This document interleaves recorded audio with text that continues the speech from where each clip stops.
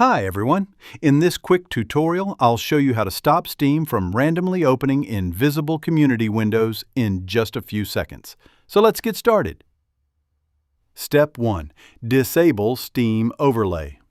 First, open Steam and go to Settings from the Steam menu. Click the In-Game tab and uncheck Enable the Steam Overlay while in-game.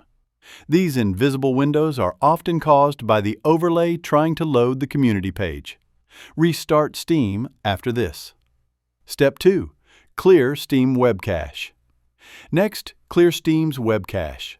Close Steam completely.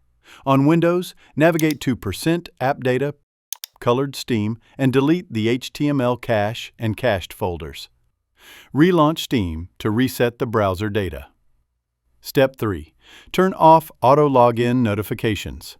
If the issue persists, disable Auto Login Notifications. In Steam, go to Settings, then Interface, and uncheck Notify me about additions or changes to my games, new releases, and upcoming releases. This stops random community pop-ups. That's it! These steps should stop those pesky invisible windows. If you found this video helpful, please like, subscribe, and hit the bell icon for more gaming tips. Thanks for watching.